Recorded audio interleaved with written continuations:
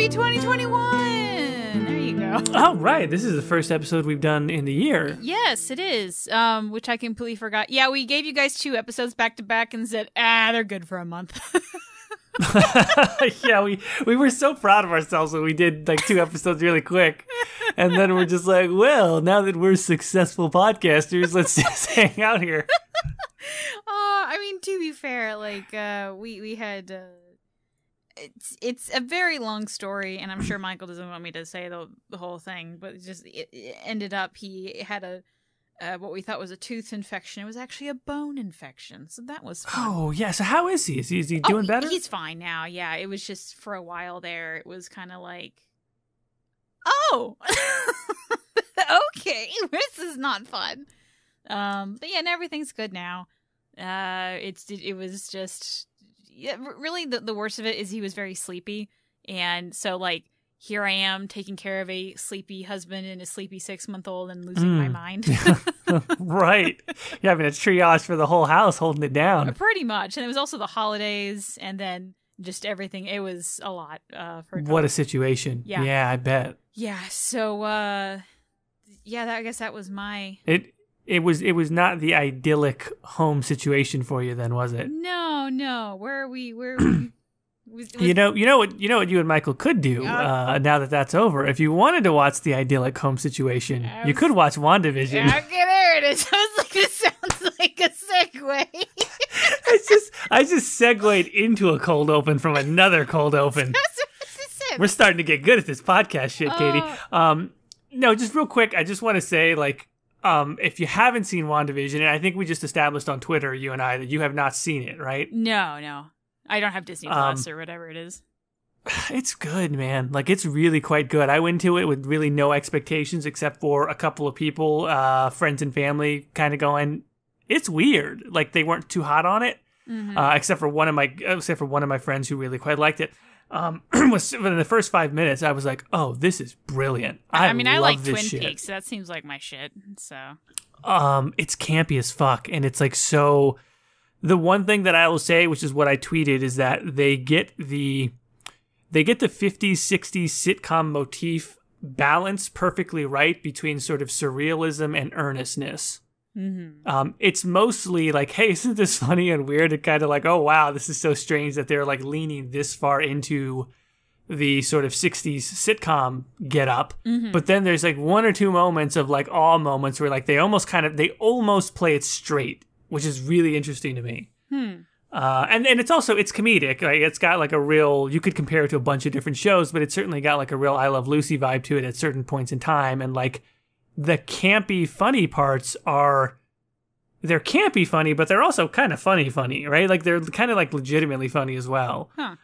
So I think it's just like, it's a damn good show that just like 2 times an episode, you'll see this sort of, not fourth wall being broken, but you can kind of see the seams a little bit on this, what's actually going on, quote unquote. Okay.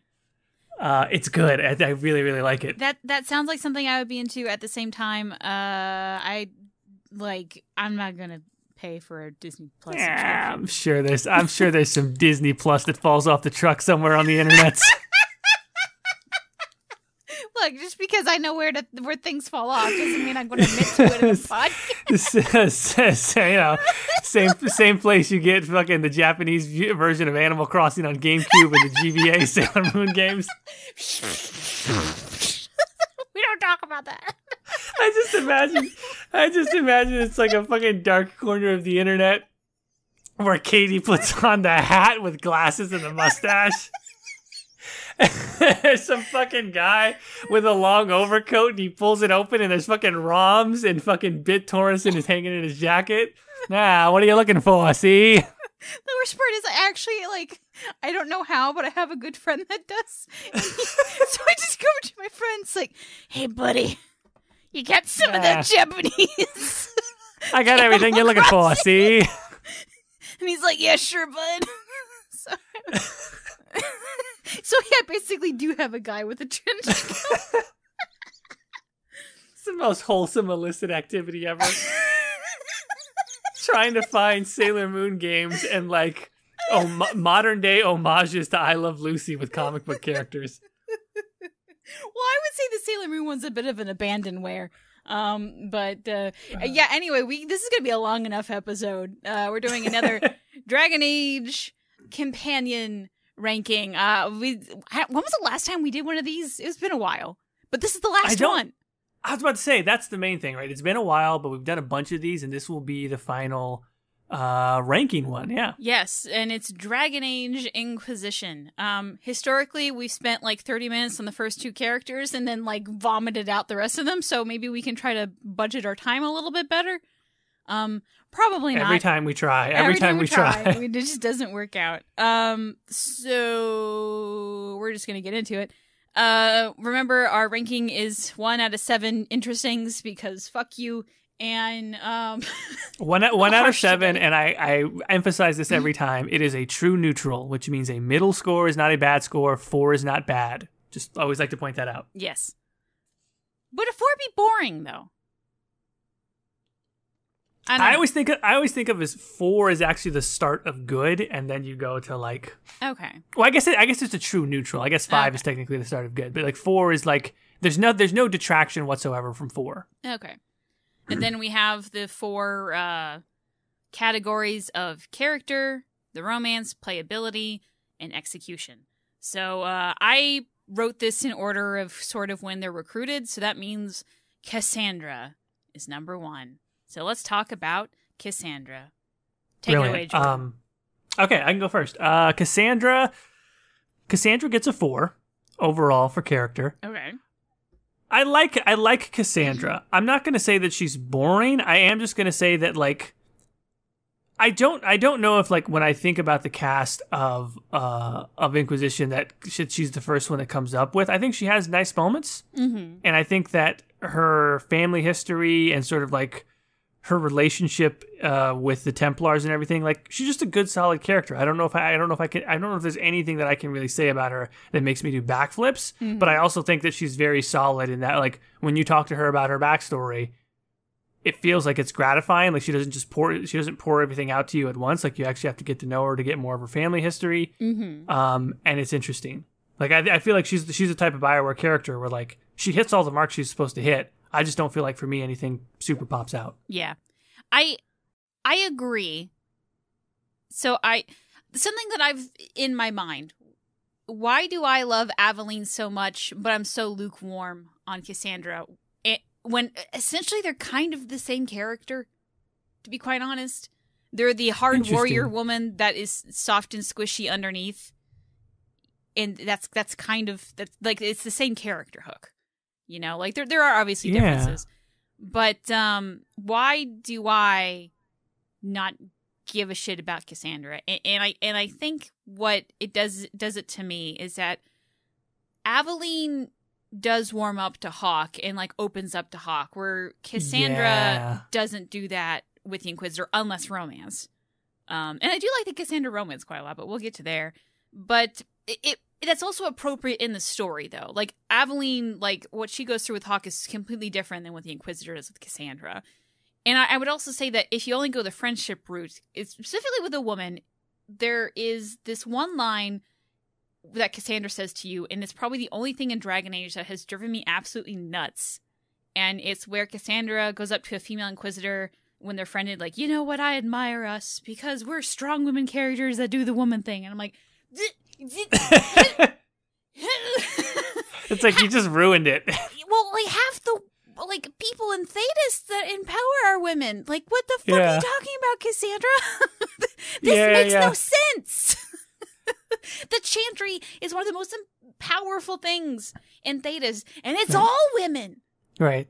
Basically, the major religious apparatus of Thedas. Right. It's women. Yeah.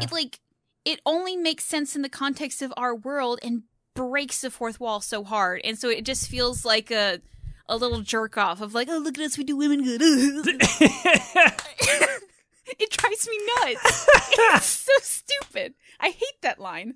Everything else I think is fine, and like I would honestly say that is the worst line in all of Dragon Age, minus like a couple things from Mark of the Assassin, but like it bothers me that much. I don't. That, more than make her know. That's more than make her know makes sense. It's just awkward. Yeah. Okay.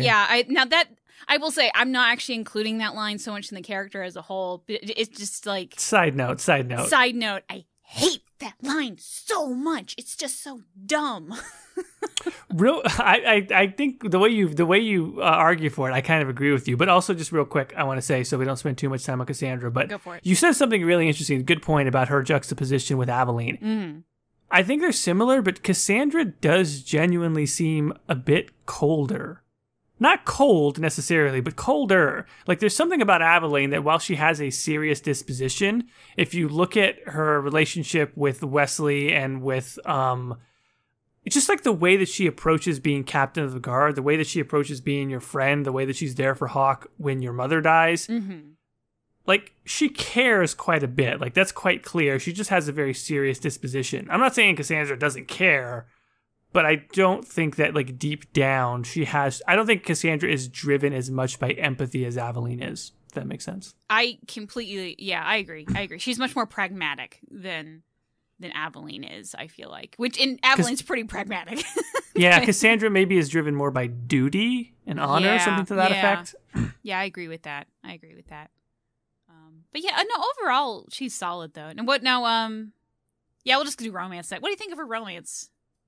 I'm going to go a little bit higher on the romance. I'm going to give the romance 5, just because I do think it's, like a lot of BioWare stuff, it's actually very similar to the friendship path, but there is a little bit more there in some of the key sort of like the climactic scenes, not necessarily like the love scenes, but just like some of the final scenes where like she is everything that we just talked about, the coldness, etc. But like knowing that there's that other layer to her, it's kind of a common thing. I kind of say the same thing about Korra, but just like you take that character who seems as though they're sort of buttoned up, buttoned down, whatever you want to say, sort of strict with their behavior, and then you sort of see them in these more intimate settings. I like it. I'm a sucker for it. I give her a 5 for that.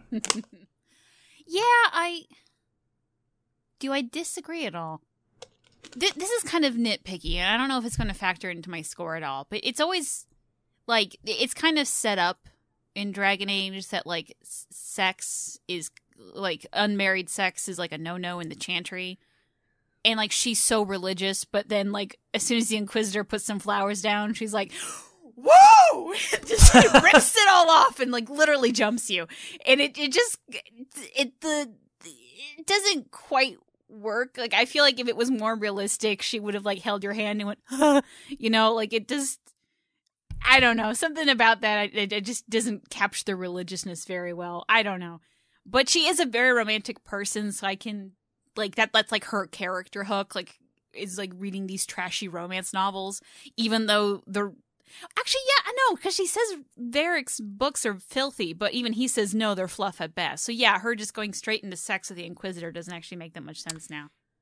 Oddly enough, it sounds like you're advocating for the Inquisitor to be Andraste's side bitch like Hawk. Is that not accurate? Well, okay, no, there is no, hold on.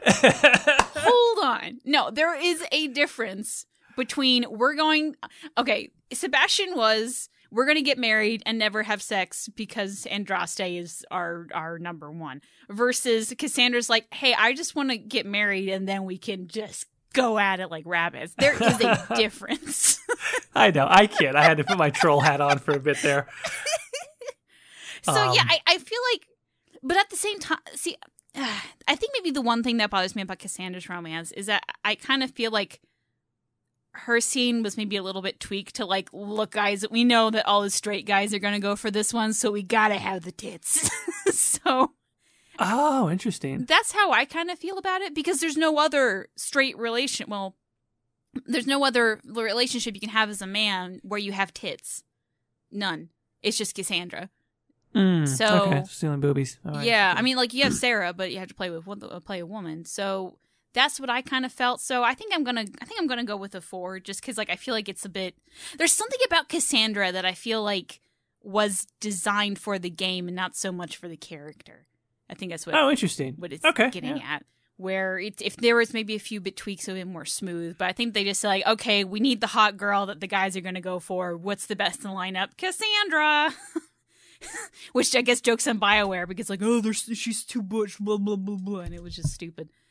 Anyway, so So yeah, I guess that's my 2 cents. I still like Cassandra though. I don't want. I just. Oh yeah. Yeah. Yeah. I like Cassandra too. Playability. She's the second best warrior of the group. She's fine. She's fine. I would say like with warriors, I'd give her a 5. I guess. Like I don't mind taking her. Yeah. Yeah. A 5. Tanks always have an advantage. I feel like we always rank tanks very high, and to me, it's almost just like, is there a curve that I need to be thinking of when it comes to tanks? I think I'm going to go with. I wanted to go 5 or 6, but I also kind of feel like, well, Blackwall to me was slightly better. Yeah. So I guess Cassandra's a 5 for me too. Yeah. Okay. Doesn't she have the? Am I thinking? Who has the ability that smashes through mage barriers? No, I'm thinking of Guard. It's Solus. Never mind. Okay, ignore me. As of recording, I've been busy with baby, and the last time I touched a Dragon Age game was 6 months, so memory's a bit fuzzy. So the Templar ability is pretty good. I feel like I liked the Templar ability in Dragon Age 2 more than Inquisition, but maybe I'm just misremembering. I don't know. I don't know. Anyway, doesn't matter. So overall execution. What do you say? This is one that is in that territory of, maybe 4, maybe 5. Like I liked it all. There's nothing that I can point out where I thought, oh man, she had really bad dialogue here, or the acting was really off.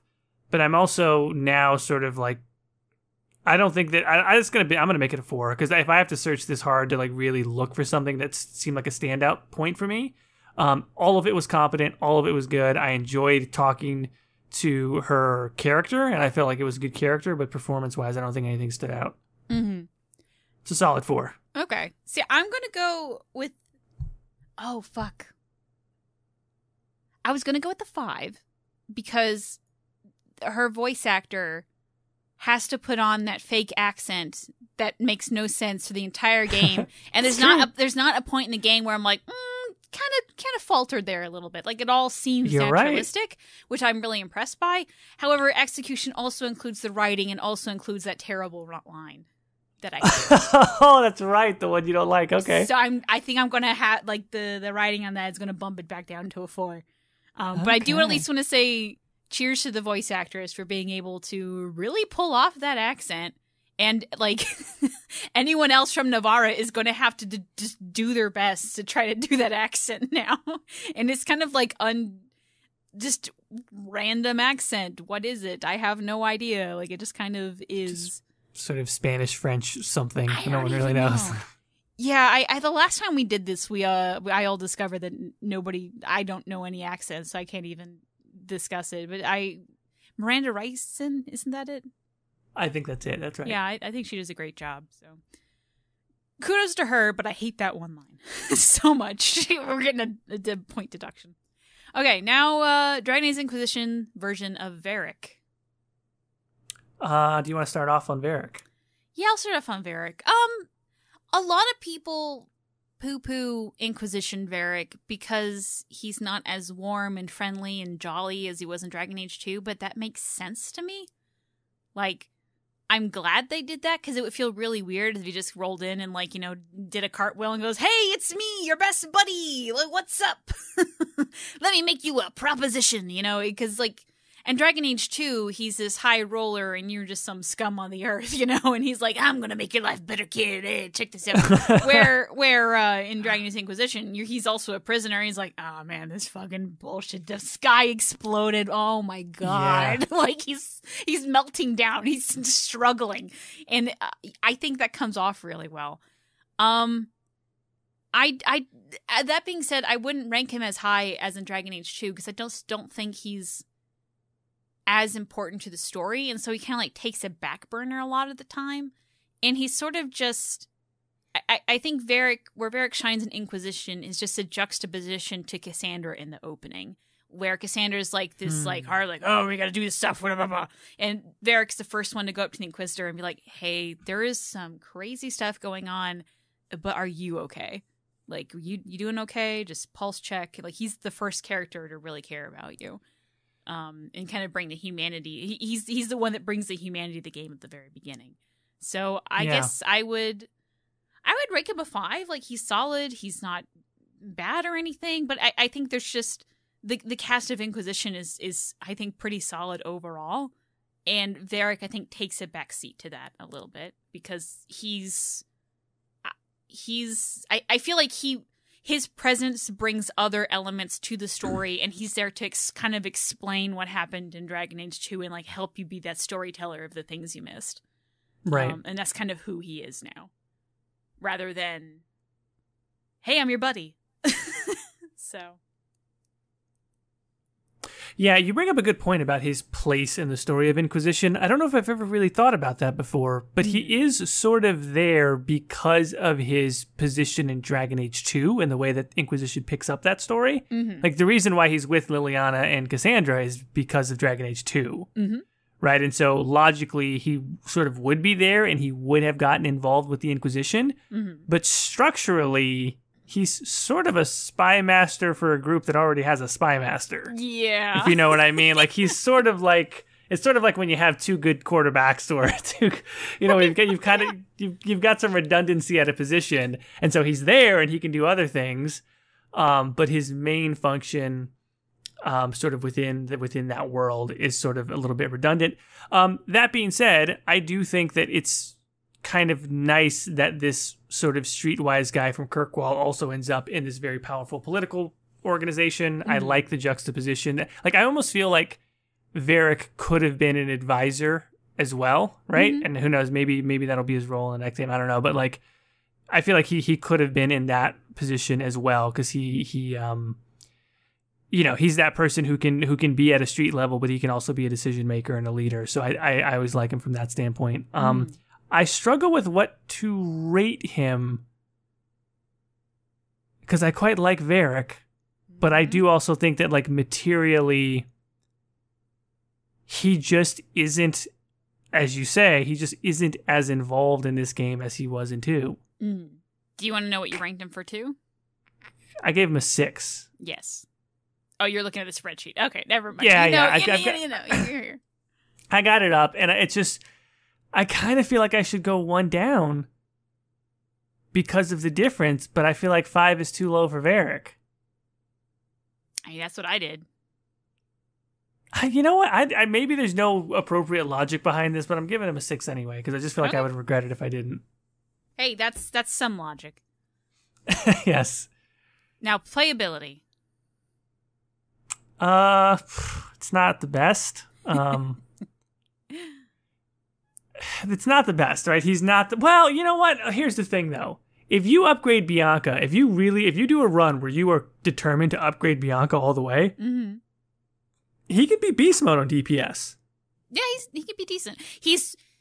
If we were going to rank Bianca from Inquisition to 2, she is like 100 times better than That's exactly right. Yep. Yeah. This is not that ranking, though. So how does he compare with, like, Sarah or Cole? I mean, like, I'm going to go ahead and give him a 4. Like, I thought that maybe at one point it was going to be lower than that, but I do think it... Like, if you just kind of play him normally without a real focus on Bianca, I think it could be as low as a 3. But I'm gonna rank it, you know... If you know how to do it, he's very useful. So I'll put him at a 4. I'm actually going to go lower with a 3. Not that I disagree, but it annoys me that he needed special parts or something, like for the gun. Now, if they were all like that, like all of the characters had their own named weapon or something, and had to get special parts for their weapon, that would make more sense. But he's the only one that had upgradable parts to the weapon, and I appreciate that they stuck with that for the lore. That you could even take Bianca off and give him literally anything. So I guess it's on me for wanting to do that weapon. Even though it feels like a travesty, and the fact that there's some people out there who legitimately don't know you can replace Bianca. But, it just is so annoying to get those Bianca parts that I just end up not bothering. And then I sit there in the party and I'm like, oh, I'm going to bring Varric. Like, oh, fuck, I forgot to upgrade Bianca. Well, never mind then. We'll do somebody else. You know, like I do it all the time. I forget to do Bianca parts and it annoys me. So I'm going to just rank him one lower. But he is head and shoulders above, you know, I guess himself in Dragon Age 2. I was trying to remember his specialty for Dragon Age Inquisition, and what I think it's the one with the mines. They gave him traps, which I just thought made no sense. Like they didn't have a specialty built into the game that fit for Varric. That's really what it was. Yeah, like it doesn't really fit his character that well, and like I guess you could say like maybe he bought it off the real Bianca, his not quite girlfriend. Heart sick love romance, whatever it is. Yeah, but that, no. It just kind of, I didn't like the specialty either. Yeah. Nah, and like I feel like when I use it in game, he always like doesn't place it down right with the AI. But that's on me, I guess, for using the AI. But anyway, I'm sticking with the 3. Overall execution, like. Guess what? It's a 7 again. Oh! Are you going to go 7? I'm going 7. Brian Bloom is a 7 every fucking time. Varric's the best dwarf ever. Prove me wrong. I'll take Varric over Gimli. Oh, Name another dwarf. I can't. Name another dwarf that you would rather. Like, he's all those fucking Hobbit movies, all this shit. Like, he's the best fucking dwarf. And he like, it's a 7, and it has so much to do with Brian Bloom and the writing. And, like, fucking Brian Bloom's voice is excellent overall, but, like, he gives so much character to Varric. And so many normal, like the chit-chatty conversations, it's like you always feel like you're talking to a person. Like Varric feels so real for that. So 7 for me.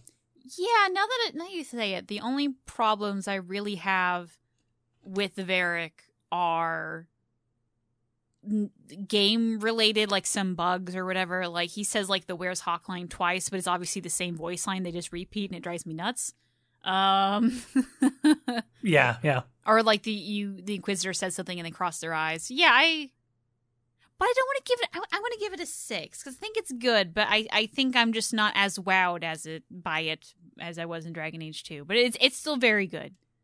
And I appreciate the direction they took. I'm glad he isn't just Varric Dragon Age 2 2.0. He's Varric Dragon Age Inquisition, and there is a difference between the characters because he has grown since then. And instead of Dragon Age 2 being like like a lot of Varric's coolness could have been Varric pumping himself up, wherein we actually get to meet Varric and be with Varric in Inquisition. So like I don't know, I appreciate him. Anyway, going on to Solas. Everybody's favorite. Oh man, here we go, the big one. This is it. We're already here, the master of all eggs. I'll let you kick off on this. Oh boy.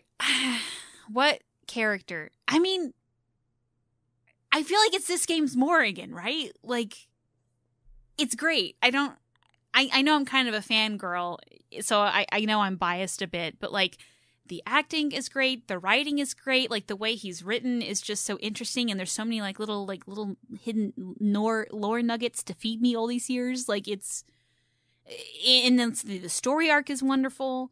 I again, I know I'm a fangirl for it, but I can't think of something to nitpick. So I guess I'm going to go with a 7.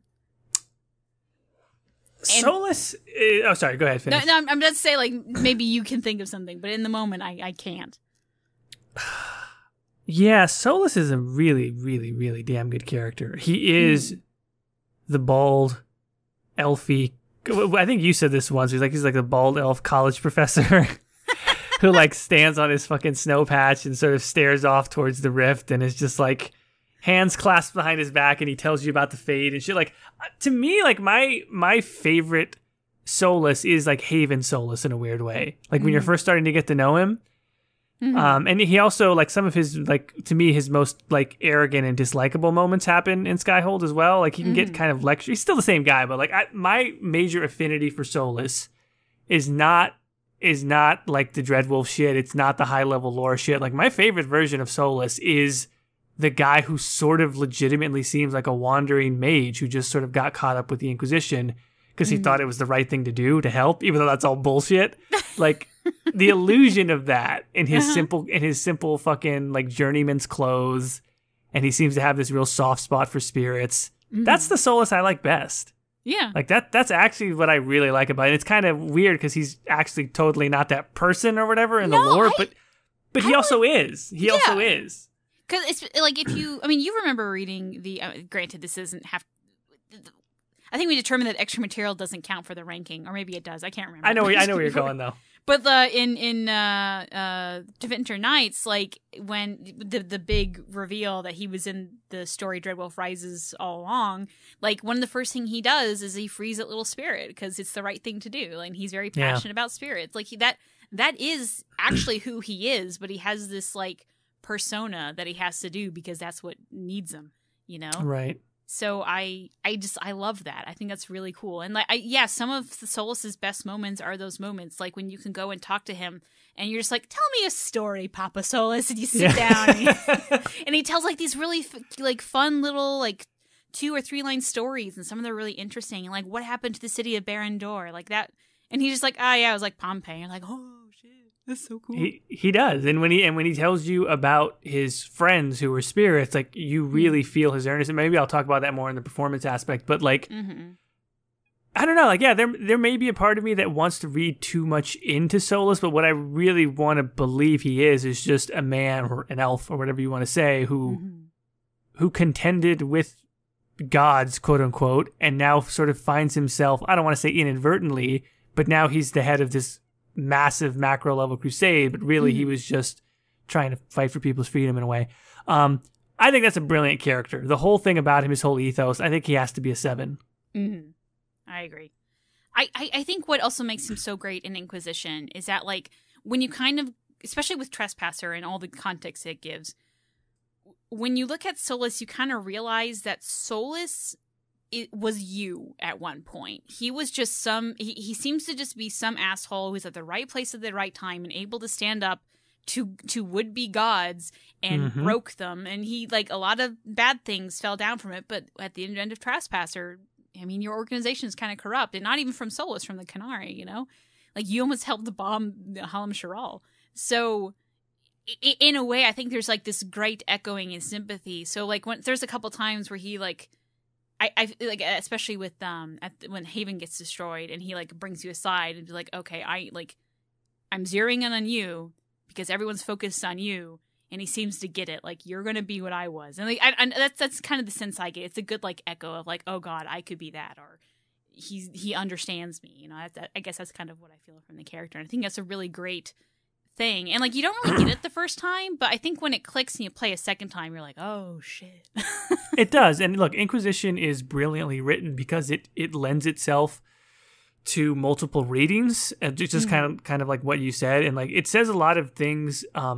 This is really taking me back to like the first time I played in, my initial thoughts on it, but like it says a lot of things about deity and within the Dragon Age universe, the existence of God and what counts as a god, and Corypheus sort of claiming godhood for himself as what appears to be, and Corypheus ostensibly is the villain of the game, but it sort of plays with your expectations in that like the people who usurp deity might at first seem like they are the villain, but there's this sort of gray area between those who challenge them who may end up becoming that also. And to me, that's what Solas represents. I think it's fucking brilliant. Yes. I love it. Going on to the romance. I mean, I feel like I'm contractually obligated to also make this a 7 because, again, it's my favorite romance in this series. So, like, honestly, it's kind of what got me to play the game too. Like, I've said this story a million times, so I'm not going to waffle on it. But like, I saw a video of it. Like, oh, where's the part where they get back together? Joke was on me. But it's what I love about the romance on this is, and you know, beside the point of my weird thing with godhood, check the Witcher episode for that one. But tell me less. No, but that is still one of my favorite moments ever. It's fucking bald guys that go away too soon. I don't know. I learned a lot about myself. Anyway. But there is just something so wonderful about a romance that you can't win. You know, I love that aspect of it. I love that you get invested and the game's like, nah, sorry, he doesn't want to. and you can't.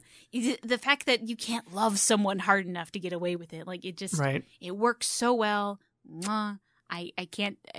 Even though it is the shortest romance, there's like only like really 3 romance scenes.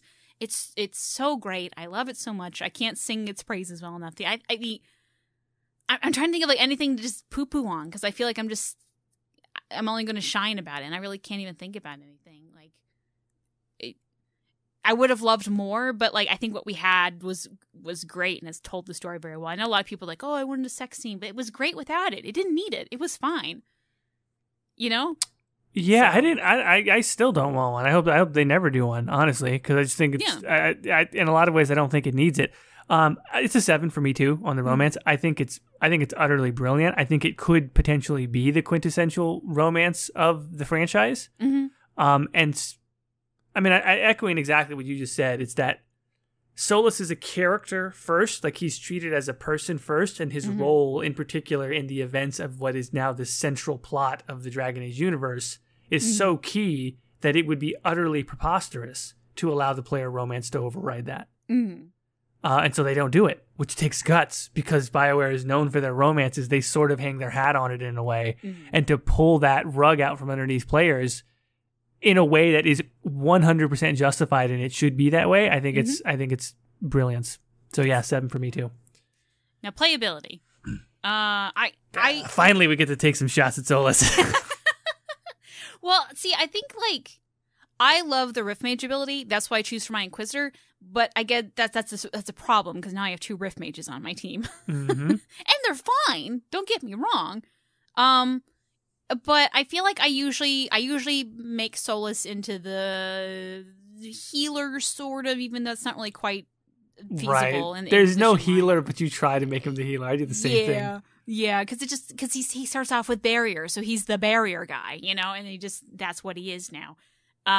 So he's incredibly helpful early game, and then kind of by mid to late game, like I feel, at least for me, since I played the mages, like there's enough like abilities or armor, or you know, I have them now that like he doesn't need to go everywhere I do. But like I'm trying to think of someone who doesn't play the Rift Mage, like. As much as I like the Rift Mage over the other 2, and I know a lot of people like Knight Enchanter better, it's not I don't know. Not everyone likes Knight Enchanter because it had like this 1 OP ability, but there's really not one specialization in Inquisition that like you need. Like in Dragon Age Origins, you needed a healer. Like you needed it. True. Yeah. In Dragon Age 2, like it was highly like you probably should, and Inquisition's like, yeah, fuck it. So, yeah, I guess I guess I would give him a 6. He was good. Oh, I know. He's good, but I feel like me as a mage could do it all, and like any mage could kind of do it, and most people do spec all of their mages with barrier anyway. And then especially when you get to late game, there are some really powerful armor abilities that do it for you, and you don't even need him anymore. You know? So, really good, but at one point in the game, you kind of outgrow him. Wow, okay. I'm giving him a 3. Oh, shit! Okay. I don't feel like he distinguished himself at all, and I know that depends on how you spec him, and I've tried to spec him different ways. I don't think that. I don't know. Like I never felt like I needed him. I felt like I brought Solas because I liked Solas, and I liked hearing him maybe comment on whatever was going on in the storylines. And that he died too fast, and that you can't really spec him out as a healer, which maybe if you could, I would have ended up liking him for that. But in all of my times with Inquisition, I always just kind of feel like, well, I really like Solas, so let's bring him. But, you know, we'll just have the rest of the group kind of carry his bald ass. I never had him down that often, because I guess it was always me and him in the back. And so if something was like, I was kind of babysitting him because I was really babysitting myself, but we just happened to be in the same area, so he never really got down that fast, and that's usually how I played. But yeah, so that's I get what you're saying. I just didn't. I guess the way I play, I don't have that problem. You know, and also too, like if you're not playing a mage, like in which I like to play warrior as well. So it's like if I'm doing that, I feel like okay, let me bring like another warrior to true tank and a rogue, or either that plus Solus, or like a rogue and a quote unquote real mage is how I would think of it. Like let me bring Vivienne, let me bring Dorian, like somebody who can like really do some DPS or whatever. Yeah. But anyway, that's I'm going 3 for Solus. You know what? You also reminded me of something that's actually going to make me go down a level. So I'm actually going to put a 5. But Solus, a lot of the Rift Mage abilities are AoE controlling the board, and the AI is trash at that. Just absolute garbage. So, like, unless you're babysitting what he's doing or where he's doing, like, it doesn't go over well. If, like, when I'm playing a Rift Mage, like, okay, you do whatever Solas, I'm going to do the real one anyway. Yours is just candy on the side, so it doesn't really matter. But, yeah, that's that. Okay, so, execution overall. Execution overall is going to be God damn it, I'm so torn. It's going to be a 6 or a 7. I don't know which one it is yet because he's brilliant in just about every scene, and if I'm really counting the trespasser stuff, he's got some he's Gareth David Lloyd, has some moments where he does knock it out of the park. Fuck, it's a 7, god damn it. 7. Yeah, I'm going to go 7 too. The writing and the there's so much little details that Weeks put into it that is so interesting and to little nitpick. And then plus Lloyd's acting, like he just knocks it out of the park. Like it's, I see no other option. I think like he's the best voice actor delivery in this game. Like, there's just, he really rides that line between, like, that soothing and then he can get really, like, harsh and hard really fast. So, I go with the 7. All right. Well, in true typical fashion, we're only on pace for a 2.5-hour podcast. There we go. All right. We're about to go with Blackwall. I feel like I have less to say on Blackwall, so let's get this going. So, all right, Blackwall, I'll let you start this time. Blackwall's a 6. I like Blackwall a lot. I like regular dudes. I say this every time I talk about Blackwall and Caden. Blackwall is a guy who is just like his disposition and his mannerisms are no nonsense. They're very practical and down to earth. And then the reason that would make him maybe like a 4 or a 5, to be honest. But then you find out he has this really dark, sort of tragic story that is one of his own making, and he's a goddamn liar, but he's repentant and he's trying to atone and do all sorts of different things. Concept wise, fucking love it. That's a 6 for me. I like Blackwall fine. The problem is that unfortunately Solus kind of has the same story and does it so much better that Blackwall just gets forgotten about a lot. But Blackwall has hair. But no, I do like the beard. I actually kind of want to give it a 5, and I imagine it's hard because it's not. There was a couple things about Blackwall that I think are just, I don't want to say boring, but just kind of like not my cup of tea, perhaps. Where like at the beginning he's just kind of there. I don't know. Like when you first recruit him and he's there in Haven, he's just kind of there. And then when you get to Skyhold, he gets a little bit more character where he's like doing woodworking. And then you can ask him about the Wardens, and he doesn't actually know anything about the Wardens. And if you're paying attention, you can actually catch that, which is really funny, actually. And I appreciate that.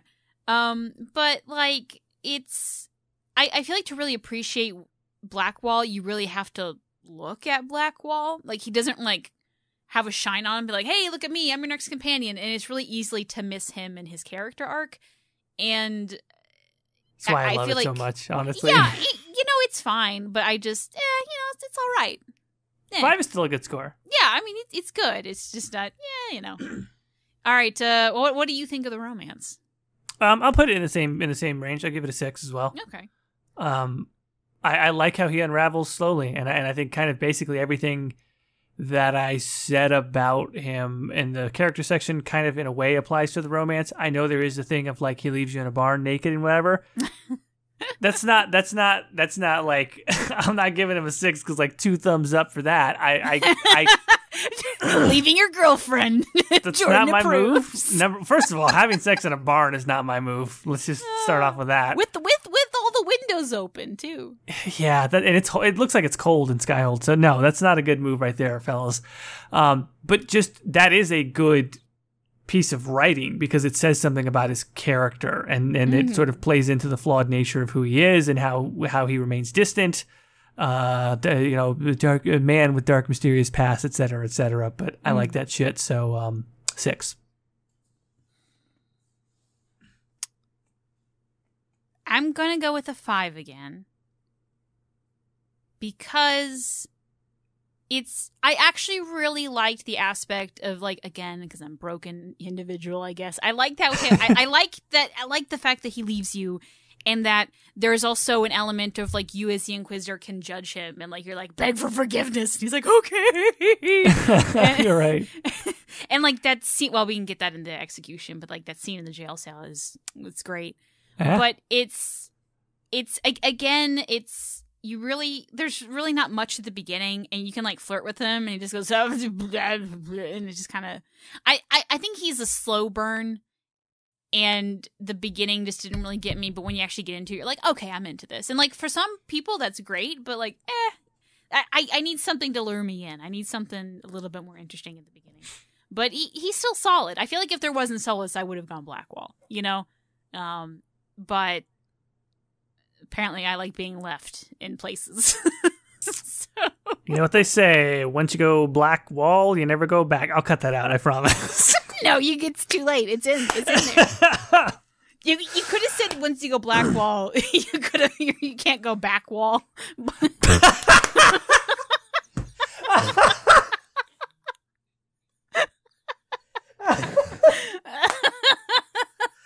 Oh, I don't even know if that makes sense. But... Fuck my joke. That's so much better.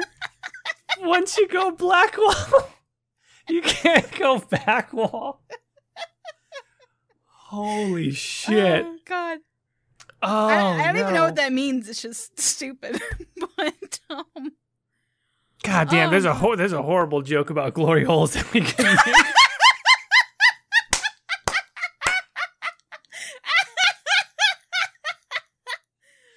Oh, God. No wonder he's a woodworker who stays in the barn all the time. Shit.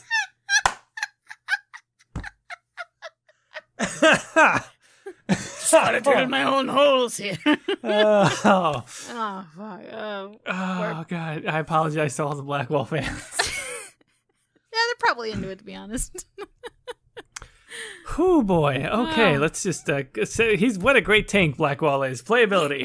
Yeah, I mean, actually, to be honest, I would say a 7. Best tank in the game. There's no, like... He is the best tank in the game. I like, if I bring a warrior, I'm going to bring Blackwall. He's the best. He's very solid. I like his banter. I know it's really not the playability part. But, yeah, he's unkillable. You know what? I was going to give him a 6, but I remember now this one time, it was either the first or the second dragon that I ever fought in my first playthrough. And everybody died except for Blackwall. And his fucking guard, he could generate guards so much that, like, it was like this standoff with him and the fucking dragon. Yeah. And eventually I fucking won. It was like one of the craziest fucking boss battles I've ever had in Dragon Age, where it took me like an hour, and Blackwall eventually whittled down this fucking dragon by himself. Yeah, I've had similar stories with Blackwall, so... Yeah, so in light of that, he's a 7. If you don't want to recruit him for the beard and the story, just for the abilities, man. That's why you need Blackwall. If you can solo a dragon, you have to be a 7. Mm-hmm. Now, overall execution. I'll give him a 6. I think he's definitely in the upper echelon of acting with certain moments and the performance overall. And again, I think it's a tall order to say, hey, this is a kind of a... not soft-spoken, but like a man of few words and like really sort of the straight man and all that, but to still give that character and to give it like texture, and I think he does it brilliantly. Mm-hmm. I'm actually going to go one down with the 5. I like his voice actor well enough, does a fine job, and especially during the emotional scenes, but I think in the way that he's written, I wish there was... It's honestly just so similar to Solas, and Solas just does it that one step better, that I wish that they just went with something different for his character. Because it kind of honestly, if it wasn't for Solas, Blackwell would probably be a much better character. But unfortunately, Solas just knocked it out of the park so well. And because they have almost like the same sort of base character arc for the sort of in Inquisition, that it just it kind of highlights, like it overshadows Blackwall. And I feel like they just needed that one something to just kind of be like, but there's a twist, but I don't know what it would be. And I feel like it's kind of unfortunate because it's probably just I imagine in writing. Because I think their writing process is they just come up with characters and then they pitch it to each other later. The two writers just came up like, oh, no, you took my idea. But, like, they just both went with it. And it does okay. It just, unfortunately, instead of, like, rivaling each other for, like, who can, lie to the Inquisitor the hardest, Solas just overshadows Blackwall. Blackwell's got a pretty shocking reveal, but it pales in comparison to, oh, by the way, I'm the fucking Dreadwolf. So, there it is. All right. Well, Sarah. Oh boy, Sarah. Do you want to start off with? I kicked Sarah out of my first playthrough. Right? Like I was just like, get the fuck out. You're so annoying. I hate you. Okay. And when she loses it and fucking smashes homeboy's face in, even though I deliberately told her not to. And like especially on that first playthrough. Playing a human Inquisitor, and like I was really role playing to sort of like the person who wants to be the Inquisitor and wants to be the head of this powerful political organization. Like having somebody just blatantly be insubordinate like that, I was like, fuck off, you stupid elf, get out of my Inquisition. I was not happy with Sarah, and I found her generally grating for about 2 playthroughs. She was not my favorite, and I probably would have ranked her very low if not for the fact that like on one playthrough when I was playing a dwarf and playing someone who was like, Carta dwarf, doesn't really like the rules as much either. Male dwarf, and sort of like struck up like a good friendship with Sarah. And I started to appreciate some of her finer points, if you will. In that case, I warmed to her, and I can see the upside of her. However, I still think that she is hit or miss with a big, wide section of miss and a narrower section of hit. And I applaud the endeavor, but overall I think it's not my favorite, so I'm gonna go with a, scrolling up to see how I've rated some other folks, a 3. A 3, okay. Yeah. I really like Sarah, but you definitely have to warm up to her. And I didn't hate her the first time. I was just kind of confused the first time. And like, you first play, at least for me, you play Inquisition, there's just so much stuff happening. You're like, okay, whatever, Sarah, we'll get to you later.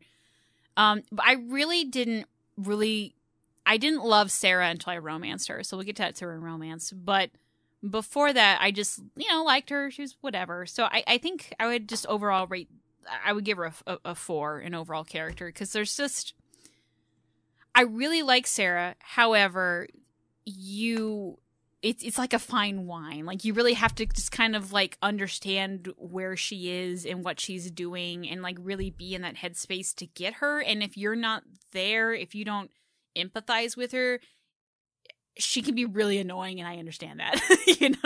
So, and she talks funny, she's all over the place, and she's very immature at the same time. Like she's really young, so like that makes sense, but you're just not used to that age gap in these games where like the Inquisitor's probably like, in their 30s or whatever, and she's like fresh-faced baby 20, maybe 20, like probably 18, like really young.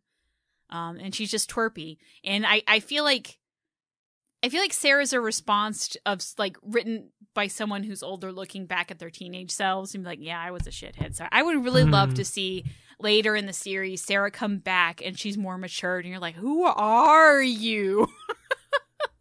That's how I kind of view her. But I do like her. But yeah, it is a big hit or miss for some people. Yeah, ditto. How'd you feel about the romance specifically? I really liked it, and honestly, and this is going to be shocking to some people, second favorite romance of the game. Oh, wow. Blackwell's just like, what am I to you? I know. I'm actually going to rank her a 6. I did not give... and the reason I rank it so high and why it's so memorable to me is that like I didn't really care about Sarah, and I was like, all right, here's my Sarah romance, let's go. But when I romanced her, is so sweet and earnest, and maybe just kind of reminded me of like my own romance in a way, because she is so quick to just kind of be so comfy with you and wants to just, and like there is like an element of like scared of commitment, but she wants to commit to you, and that she's like there's a reason she's the only, other than Cullen, the only one that wants to settle down with you. So she is just, I don't know, she's just very fun and delightful, and she just honestly loves you so much, and she is just so willing to just open herself up wide and say that, you know? And like, and granted, there's some fear there, but once it's up there, she'll tell anybody, and the greatest gift you can give her is just letting everyone know that you love her back, and that is so sweet to me. And I just really liked that about the romance. And like, it's not about anything else. You just love each other, and there's crazy shit going on, and you don't give a shit because you're in love. And it's just so cute to me that I really liked it. I feel so bad. Here we go. Like, you have warmed my heart, Katie. You have moved me by your discussion. I feel almost like how I didn't used to like the Garrus romance, and you kind of made me change my mind. You just said such beautiful things about the Sarah romance, and not only do I not like it, but like my argument sucks compared to yours. So like, no, you have to commit to it now. I can't. I'm wrong. Katie's right. Well, no, yeah, I want to know what you're going to say. It's so weird because like we're not disputing the facts, but like your perspective on it is just so much. I hate to say this, but like it's so much better than mine. Like I feel so shallow now with the way that I read the events of the Sarah romance. What I was gonna when you were talking about that hesitancy and that little bit of like that layer that she puts up more initially, the thing that always grated on me with that is that like I understand that her sense of humor is an important part of who she is, and so if you're gonna romance Sarah, that means you're sort of you're a character who likes that too, I guess. But it feels so much like it's on the edge of intimacy, even though that's sort of a way that she expresses intimacy. It almost feels like a barrier. Like, I know some people really like the whole pubic hair, like, scene because of, like, it's a joke and, like, it turns into something sweet. But, like, to me, it always kind of felt like she's the wacky character, so we put this wacky shit in, but it's also sweet and endearing, which it is. And I think that you made that point very, very well. For some reason, for me, it just always landed on, like, is this a shtick? Or is this, like, I don't know. I guess it just I didn't feel that earnestness the way that you did. Which maybe it just went over my head. Maybe I just missed it.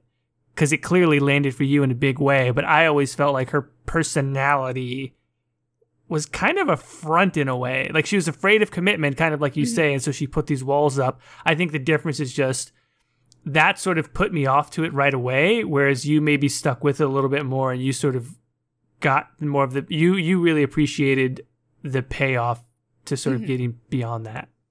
I do wonder if, like, because you're in a long-term relationship, so you get this. Like, there's some things that you'll say to your significant other that's just really dumb and weird. Like, we would never admit that to anyone in public. I'm not even going to say in an example, but it's kind of on the lines of what Sarah would do. It just, she's so concentrated in it.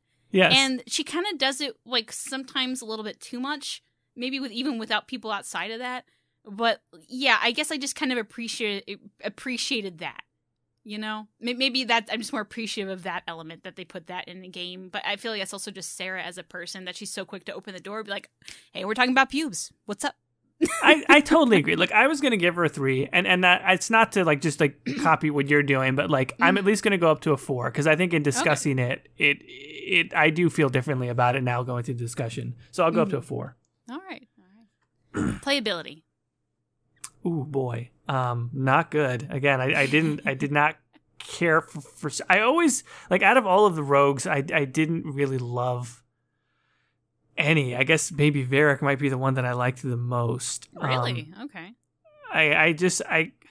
It's not that I couldn't get her to a DPS that I liked, because it was possible. I just feel like all like in general, Varric as well, like they're a little too soft, and I guess I'm trying to remember. Like, no, there were some times when she was good. But my perception of it in a lot of ways was just like, there was always something lacking. I'm doing a bad job of describing it, but I'm going to go with a 3. Okay. I was going to go with a 4 because I kind of agree. Like, I think the Tempest, it's the Tempest, right? Yeah, Tempest is just, it's an ability, I guess. Mm-hmm. It's whatever. I was kind of lukewarm on all of the rogue abilities. But yeah, it's I think this is the game where the bows were at their best. I'll say that. But I don't know, I do think Sarah's probably she's the even, like, we'll get to Cole, but he's a glass cannon. Varric just kind of whatever. Sarah's nice in the middle, where she, like, if I'm going to go on a boss hunt, I need them to stay alive for a while. Like, I'm going to take Sarah because she can take a couple hits much more than the other two, in my opinion. So I guess I'm going to go right in the middle there. Okay, makes sense. Yeah. Execution. What are we saying about execution? What would I say? I think, despite like all the glowingness I had about her romance, I think I'm just gonna go, I'm gonna stick with the 4. Just even on the road, it was fine. It was all right. No, I wasn't like super like, other than like the arc of the romance, and I was really like softened by it, and I liked it a lot. There wasn't like any moments I was like, wow, this is amazing. Her voice actress did fine, but there wasn't like anything like stood out to me. Other than her laugh, like, it's a good laugh, I'll say that, but I don't know, it's not like a game changer in my opinion. Yeah, I guess I'm just gonna go, and I think there's also some element of like, I think there is something good about a character that can be so decisive, but the fact that it's so decisive, I don't know. It's a little like, maybe some things could have been better if it's like that much decisive, Decisive in what way? Like, what do you mean by decisive? Like, people either love Sarah or hate Sarah. I feel like there's very few people that are like on Sarah. Well, our rankings will bear that out as well. Here we go. Execution. I thought the voice was stupid and the dialogue was bad. Oof. Okay. I didn't like that voice. I'll tell you what. Let me make sure here and make sure I say that I don't overstate this. It's close to Zevran as far as characters I knew I didn't like the moment they were on screen. Like the opening scene of Sarah, where this mechanism or this device that they decided on for her writing of like pants and arrow and this and that, and it's like she has this really weird sort of like, and I understand it's probably meant to be derivative of things in real life, and I'm not trying to make that judgment of the real life equivalent or the inspiration, but they didn't do a good job of translating it, right? Like they're trying to ape like this sort of like eclectic style of speech from wherever, but it's just like kind of cringe the way that they do it. I didn't think that the strange way that she talks, that's meant to show how unique she is, I just thought it was bad every time she did it, and I didn't particularly care for the voice overall. She's gonna get a 1 from me on execution because I big time did not like it. See, I kind of read the weird way she talks as like, now, keep in mind, this context of my life. When I was getting into Inquisition, I had just started seeing clients for therapy, particularly teenagers. And sometimes you get those teenagers in there that are talking all the lingo, and you're like, what the fuck are you saying? And like, that was Sarah, And especially since like she's kind of the youth. So to me, it like got that feeling of like, what are these kids saying now? What's lit and yeet? I completely agree that that's what they were going for. There was just times when that falls flat, like in The Dark Knight Returns, the Frank Miller comic book. They have this really weird sort of cyberpunky kind of slang that the teenagers use. And I don't remember how old Frank Miller was. He's probably in his late 30s when he wrote that book. Like he was kind of a cranky old man before he was a cranky old man anyway, kind of like me. So like, it sucks. And it's weird that like people remember that book and like they almost try and name that aspect of it as like a good part of the immersion. And I'm like, no, it sucks. Do you know what I mean? Like Frank Miller wasn't good at writing that. So I agree that that's totally what they were going for with Sarah. It just, I subjectively did not like it. All right. Well, let's move on to Vivienne. Ooh, Vivienne. What do I... You know what's interesting about Vivienne for me? What? It's a similar arc to Sarah, but it arcs up more. Okay. Where I ultimately ended up with for Vivienne is higher. She's a... God, I'm really sort of torn as to... It's like a 5 or a 6. It's quite high for me. Oh, okay. Here's what I like about Vivienne. Like, she is an establishment character. Mm-hmm. She really advocates for the status quo. Mm-hmm. And I fucking hated her for that initially. I thought, you bitch. Like, why? How can you say these things? Why are you defending the Templars? Like, you're a mage. Like, why would you do this? But the more I kept talking to her, and especially as I really, tried to, probably the first time, I think like my first 3 runs of Inquisition were all just like side with the mages. And then I'm like, well, I might as well do one where I side with the Templars. So I really tried to put my head into that space. And then I'm like, she makes a very elegant argument for her point of view. Mm-hmm. Like, I may not agree with it, but she really makes a very sort of like sensible argument for what she's advocating for. And she's a very practical character. And she's also like, she's a powerful character. She makes no attempts to, well, she's not naive. I mean, I guess in some sense she's savvy, but she makes no apologies for her attempts to sort of gain power, and she sort of encourages you to do the same at certain points in time. Yeah. I kind of just like that a lot. I think that that's a really unique thing, and I think it's very hard to make that character and not have them just be an asshole, which I think is sort of the problem, is some people think that she's an asshole. Mm-hmm. But when I pay attention to her very carefully, I think that they do a good enough job of making her also sort of relatable and likable. I guess I'm going to go with a 5 just because I think they could have done it better, but it's damn near a 6. I'm going to give her the same score as a 5 because I pretty much agree with everything you said. Yeah, I think that the people who don't like Vivienne are not... I don't want to say not listening, but there's a good... The people who don't like listening, the people who don't like Vivienne, I think there's a good portion of her that only like talked to her a couple times and said, I hate her, and just moved on and didn't really get to know her. Yeah. Like, I think actually Sarah said it best, where when you ask her, what do you think about Vivienne? She's a bitch, but she knows it. It's good for her, Like, she knows Vivienne is 100% knows what she's doing, and she says everything purposely. She's very purposeful, and she means exactly what she says. She's just, she has very clear goals, and she is going to do them, whether or not you like it. And I appreciate that. And she's very good at what she does. She started out with like, she was some no name, whatever from the circle. And she rose up to be like this very powerful character, I will say maybe this, I don't know where to put this. The romance aspect of Vivienne, where like she is in love with a wrinkly old man, kind of creeped me out a little bit. Because like they met when they were really young, so it's like some 40-year-old with like a teenager, and that's really creepy. But I appreciate, I guess, like it's in there because that's kind of realistic, I guess. Yeah. I just don't like it. So that's probably the weakest part of Vivienne. You're like, oh, that could have been cute, and no, it's just kind of weird. I mean, I do like the fact that she is not a romanceable character. Yeah, no, that's great. And I do like the idea of her relationship with Bastien. It's just the facts of the romance with Bastien is a little weird for me. But that is what it is. So, what about her playability? Playability is good. I felt like her and Dorian were my mages that I like to use the most. I tended to go with Vivienne for DPS, and I thought she was very good at it. Knight Enchanter is her specialty, right? Yes.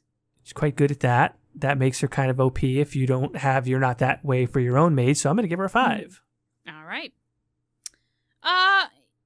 Yeah, I guess I would go with the 4. I was never really in love with Knight Enchanter.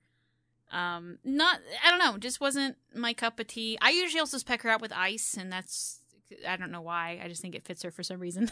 It does, and I did the same thing. And it's also good for control. Like, it's good for battlefield control. You can shape where enemies go.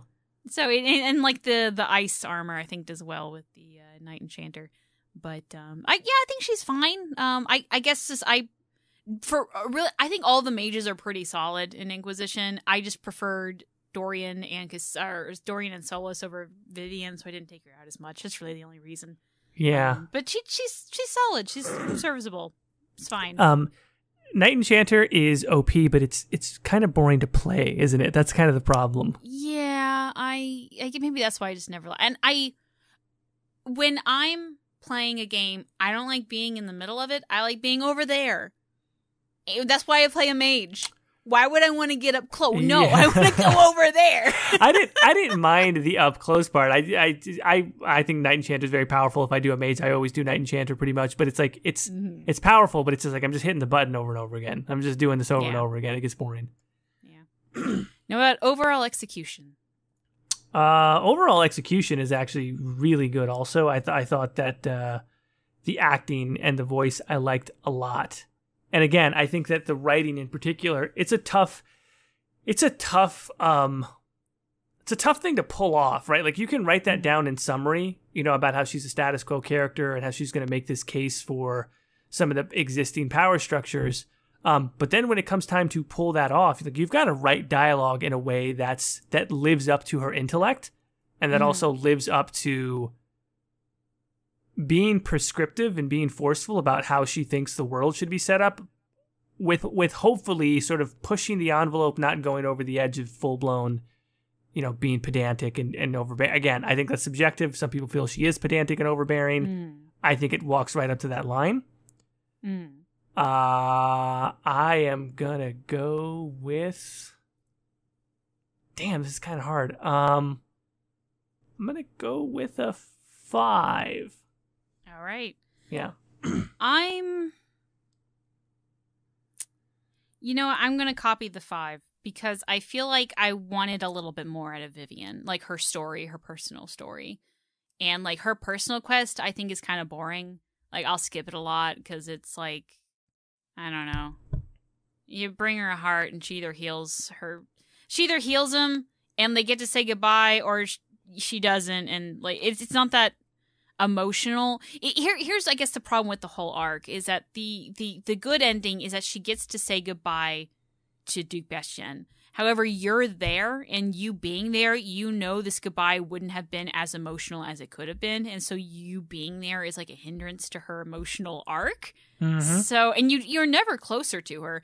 The kindest thing she ever does for you is that she gives you a ring and introduces you to some powerful people. That's it. And I think that you being like, it's not, there's just something a bit clunky about her personal arc that doesn't work for me very well. Voice actress is fine, does a good job.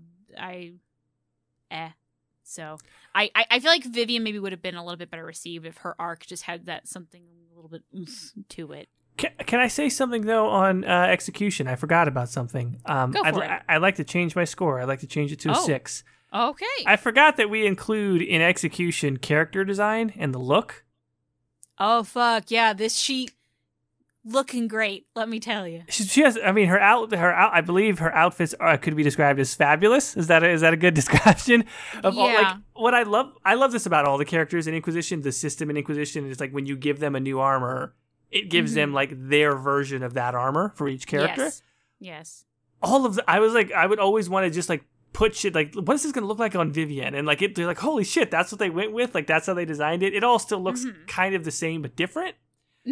I was just so impressed by the design element of how they made every armor fit onto her sort of extravagant style, and the fucking hat, and just like, even just shit like, I know some people were like, why is she bold or whatever? Like, it's striking, it stands out, it makes her look unique. I think it's brilliant, so I'm gonna give her a 6. Yeah, her character design is really great. I also want to give, because I'm like, I really like nails. I do my nails. It's really good. She has some great nails. It's true. Yeah, her, Morrigan, and Meryl, only people in the game with painted nails. Fun facts for you all. I like Morrigan's the best because they're purple. Anyway, but Vivienne's got some claws. Let me tell you, they're quite quite long. Anyway, there's gonna be a lot of you going, "Fuck, really?" and like Googling it. Yeah, unless you count the Canary Claws, they're pretty long. Anyway, no one gives a shit about this. No, wait, hold on, wait. Now that we're on this topic, because we might never come back to this topic again, I have to know. Cyberpunk, what did you do for the nails? Oh, hell yeah. No, okay, so we went corpo, and we got the long nails, and I decided to do the ones that were white, and it had like the black tips, the line running down through it. Oh, that's fun. That's very corpo chic. Yes, we wanted to go with chic. We kind of, this is not related at all. Anyway, when I was telling Michael, like, Michael, here's the different things we want to do. Michael's like, I kind of want to do corpo, and I kind of want to play like Lucy Liu's character in Kill Bill. And I'm like, great, love it, great idea. So that's what we've been doing. We're not very far yet because Michael got sick, and we just haven't had time. But that's what we've been doing, and it's been great. Perfect. So, woo. Did that pick up at all? Not really. Michael walked in and says, "Thank you for your gift. Sorry we didn't get you anything for Christmas." You're very welcome. Yes, we will play it to completion, and then we'll do a great episode on it. Also, I haven't actually been getting that sick on it. We haven't had a long playthrough, but that'll be a whole thing we talk about. Anyway, this will probably get cut. Iron Bull? Iron Bull, character overall. Do you want to start off on Iron Bull? Yeah, I didn't like him. Oh, here we go. Okay, here's the thing. I don't hate Iron Bull. I just think he's the weakest of the main cast. And a lot of people just like turned off the podcast and threw them around. But like, I get what he was going, like what Weeks was going for like the character arc, where it's kind of like Archer, but because with the thing with the Archer in like, I don't know if you've ever seen the show Archer, but he's like dumb, but he's very competent. And that's kind of Iron Bull, where he does a lot of silly things, but he's actually very competent and like cunning at what he does. And that just isn't interesting to me. I think it was fine. And like when you first meet Iron Bull, he just seems like the big strong guy that does the big strong things. And when you talk with him and like actually get to know him, you're like, oh, you're kind of a lot there. Wow, you're kind of brutal there, huh? But it just, I never got past the cushy center. Even if you like kill the Chargers, it wasn't. If you kill the Chargers and Bull betrays you, that never felt like Bull to me. That felt like a mechanical cog in the Qun. And like maybe that's supposed to be what it feels like, but it never really resonated with me. And like I think it's well done, so the execution will get another score, but the character for me, I would it's a 3. I don't Yeah. Bull is an interesting one for me, and I think I'm not even sure what I am going to rate him for execution, but I feel like there's going to be a little bit of a divergence there. Iron Bull is a Qunari spy. He is the Ben Hasrath who tells you he's a Qunari spy within about 5 minutes of meeting him. Mm-hmm. He's unlike any. Here's the thing: is he not the best Qunari in Dragon Age? The entire franchise? Like, I like the Arishok in Dragon Age 2, but that's also like I like the Arishok because he seems to be the epitome of what a Qunari is. I like Iron Bull because he's not like any other Qunari. I feel like Iron Bull is a more practical application of the Qun. Like, if you talk to any member of the Qun, they're probably going to be more like Iron Bull than the Arishok or Sen. Right. It's like talking to a Catholic versus talking to the Pope. Yeah, you're right. So it's like, and again, I'm not here to like sing the praises of Iron Bull because I kind of get what you mean, everything you said. Mm-hmm. It's just like the concept of him is better than the execution. Yeah. And I really think that the concept is, and also like he is such a part of the Qun, but he's got the Chargers. He's got his band of people that's his own, and he's sort of picked these people who are misfits and sort of strung them together. And he approaches you at first, you know, kind of looking like it's a business deal, but he's also got the angle of the Qun. I'm gonna go high on him for character, not because I think that how it worked out was great, but because I do think that conceptually it's a very good idea. And for that reason, I'm going to go for a 5. You know, now that you said that, maybe I'm confusing the categories because I completely agree with you. I think So we have to maybe hit him on I- execution for sure. Okay, so I think so I'm gonna give him that 3 on the execution. I'm already marking it down. And then on the character, I'm actually gonna agree with you that he's the most interesting Q member we have, but I'm gonna put him at a 4. All right, that works. Pretty I guess to give that speech now, like, yeah, we've had members of our party instead that are like, if you want to go with this, the really Catholics. We've had the really Nick. Yeah, very Kunari. They're very Kunari. And so this is just kind of like, yeah, I was raised that way, and I still believe, but like, fuck it, Yeah, give or take. So yeah, I'm glad we have that refreshing change of pace. I think that it was a really cool little story arc, especially like with the Chargers and like him betraying you at the end. I think like the Chargers for me, I never resonated with them, and like, to be honest, sacrificing them or not was kind of like, I don't know. I don't really trust the Qun, so I'm not gonna do it. I know I'm a terrible person, whatever. But the betrayal at the end is such a good, like, it's one of the better payoffs for a character choice. I agree. In the series. So yeah, I like that. Ah, shit. The romance. Okay, let's go on to romance. I hated it. Go on. I hated it. That's not a 1. I'm gonna put a 2. I really dislike like romance arcs where like we're just gonna fuck and it's gonna be fucking great and we're just gonna go at it. Oh fuck, I caught feelings. Like it just Sure, yeah. It's just it's tired for me. I feel like we've had like that's the same storyline as Isabella and Zevran. And it doesn't really do anything new compared to those two. It's just like, you horny, baby? Then you want the Iron Bull. Like, that's... Yeah. They had somebody very early on in Iron Bull's conception was like, you want to ride the bull? And that's kind of like the jokey feel that the entire romance has, honestly. Yeah, and it just never... There's a lot of people that, like... So it does have, like, that BDSM element, but, like, it's not great. It's like it just kind of seems like it's really not it's just there. And I feel like people who are really into BDSM like to like imagine all the stuff that they could do, and like they had like this really great like Kato and all that, like has really great with the rules and whatever, but like it just go big or go home. Get that ball gag. I want to be upside down. You better. If you're gonna do this shit, I want to be wowed. Like, it's interesting, right? Like I feel like almost like a lot of what I said about Sarah sort of applies to Iron Bull, and that it felt like there was this surface that was sort of in front of actual intimacy, but there was unlike with Sarah, I don't think that there ever really was that breakthrough point. Yeah. Like, I think that the entire Iron Bull romance feels very superficial, including the BDSM stuff. Like, there was apparently a controversy, a dislike of 50 Shades of Grey in the BDSM community because they felt like it was sort of like the Walmart. I mean, which is what it is. It's the Walmart. It's the Walmart checkout aisle romance novel version of that whole world, and so people kind of ended up resenting it for that. I'm not saying that Iron Bull romance is quite that bad, but I do feel like it was like the trappings or the iconography and the motifs of it without getting to some of the underlying layers that are there. Now, granted, I haven't heard that much, but like the people that I heard that are into that community and like Iron Bull, like they said it was good. I'll say that much. I'm not that at all, so I wouldn't know.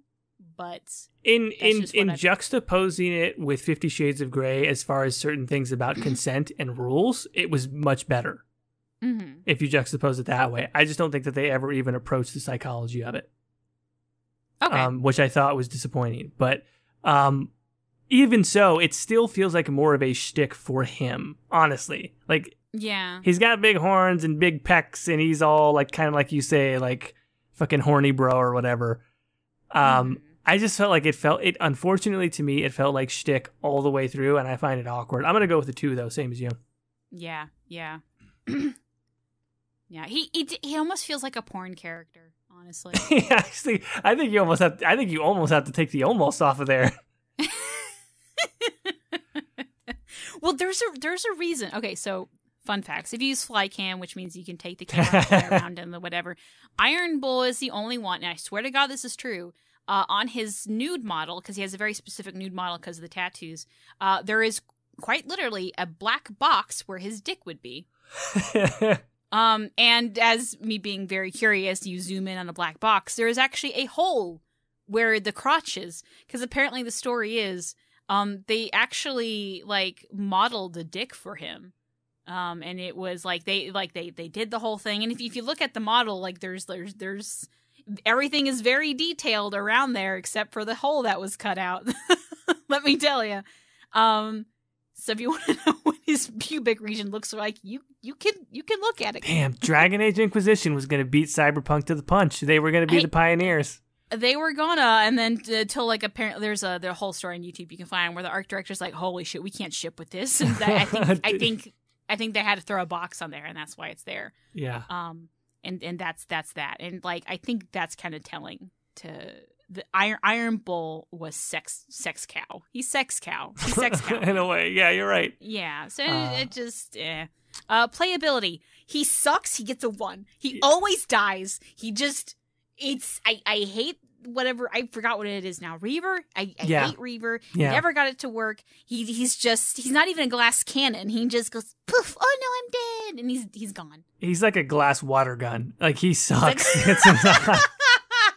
He's a pool noodle. He really is a pool noodle. He's not good. Like, it really sucks. Like, he is, and not only that, but like he's the Iron fucking Bull. He's got big horns and big pecs, and he's like, I want to fight dragons, and like, no, bro, you can't. Like, I have to bring Blackwall, who can solo a dragon. You can't even fight wyverns, bro. Like, you can't fight anything. Yeah. He's not good. Now, if you spec him as something else, he could be fine. But just that. No, so here's why I'll give him a 2, and here's the only reason why I'll give him a 2 is because if you, as I've said multiple times, like, Inquisition is very annoying as an RPG because when you level up, you don't just get to pick your attributes like in every other RPG.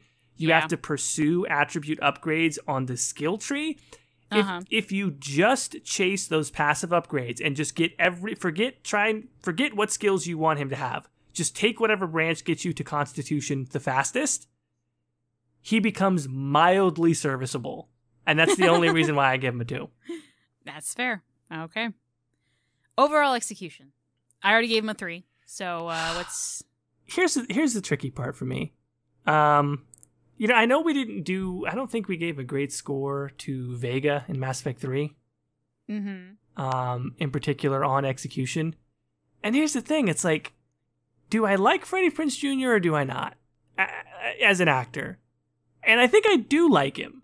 But I think he's got this weird thing where maybe I'm just talking about the BioWare roles that he's been in. It's almost like he's being typecast as something that he's not very good at. Because if you look at him as Kanan Jarrus in Rebels, the Star Wars animated series, he's really good. Like, he's really good, and he plays a Jedi there, and like he's training Ezra and stuff. Like, so he's like the more senior Jedi, and like he's wise and sort of like measured, and like I really like him in that show quite a bit. And there's other stuff that he's very good at. But this whole sort of like bro-y, sort of like weightlifting, like funny kind of guy, he pulls it off. I mean, he does it. I just don't know if maybe it's the BioWare writing. Maybe it's not really him. Maybe I shouldn't put it on him in that sense. Because I do think he's competently delivering that as an actor. But since we put writing and acting sort of together in execution, it still ain't great. Mm-hmm. I think the voice actors. I didn't talk about it. I think he's actually fine in the role. I think he does some good stuff. But I'll say that. I think he does better as Iron Bull than he did as Vega. Okay, yeah, and that bears out in your rankings. There's the one scene where he like tries to take you around to like, I guess, like the rank and file people in the Inquisition. Mm-hmm. You know the one I'm talking about? Of like, we gotta talk with the men and sort of see You're it from their their perspective. Don't talk. And you put some ridiculously lame disguise on that would never work. I just thought that scene was crap. I thought it was so like, this is so awkward. I go, what the hell are you doing? And why did I say yes to this? I appreciated the idea more than the execution of it. Yeah, that's exactly it, right? Like how it was executed. I'm gonna go with a 2. I gave him a 5 on character, and I feel like there's got to be a decent enough gap on this because a lot of times I just kind of shook my head and I go, I'm not digging this, even though conceptually on paper it's good character.